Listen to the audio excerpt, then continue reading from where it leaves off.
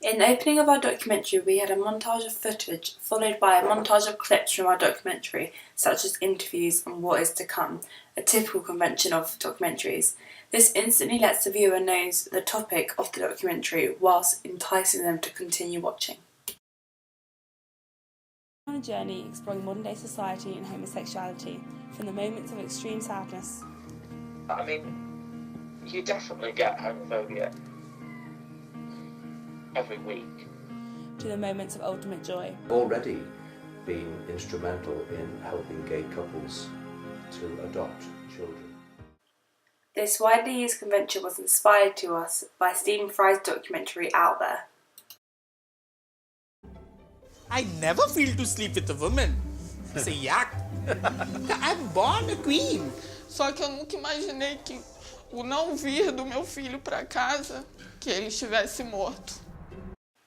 Throughout the documentary, we made typical conventions such as titles to show who we were talking to.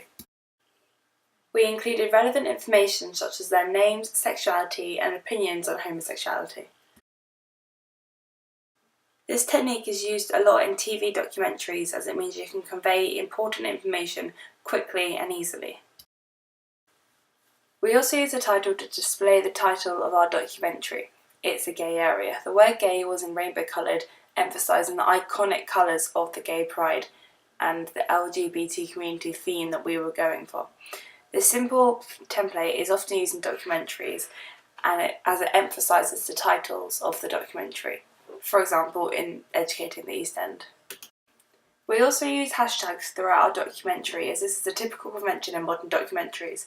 It incorporates social media, which gets people talking, plus it attracts younger audiences, which is the audience target that we were going for. We use two styles of interviews in our documentary. First of all, Skype interviews, which is a modern technique which uses shot reverse shot of the screen and attracts younger viewers. This is a main interview style in the new TV documentary Catfish. People using homophobic language in their everyday sort of terminology, such as, oh, that's so gay, or a faggot.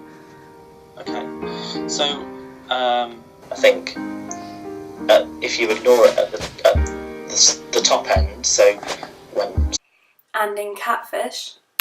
Let's give her a call. Hi. Hey, wow, yeah. those are big gauges. Oh, yeah. When did you get into body mod? We used a Skype interview as James lived in Manchester and so we were not able to meet with him face to face. It also made our documentary seem a lot more modern, which would attract younger viewers. However, for our local reverend, we managed to do a face-to-face traditional interview. A face-to-face interview would also attract people who already watch documentaries, as we are still using typical conventions. The Church of England reacted to this change. In a mixed way, I guess. Which was also used in Stephen Fry's documentary Out There. Did you realise you were not as other girls, as I like to put it? It took quite a while. I mean, I grew up in the 50s when nobody talked about sex. Another convention we stuck to was having a soundtrack faded in the back of scenes.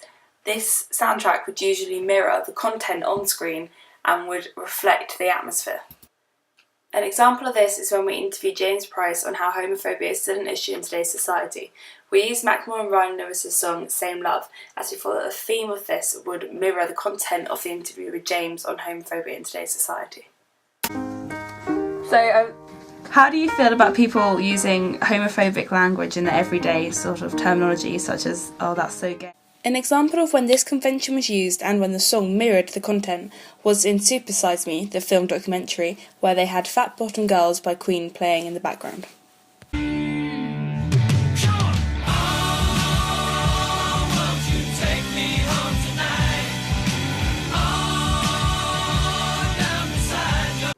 Finally, another way we stuck to typical conventions of a documentary was by using a narrator.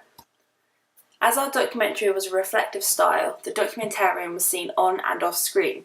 The narration not only guided the audience through the content on screen, explaining what was going on, it also established a better relationship between them. It became even more apparent how rife homophobia still is. Despite the widespread view that society had almost overcome this, from childhood to adulthood, James, along with thousands of others, suffer homophobia every day. The homophobic propaganda that once plagued the world is evidently still rooted. This technique was also used in the TV documentary Out There. It's ignited a wave of anti-gay feeling and made homosexuality a hot topic here.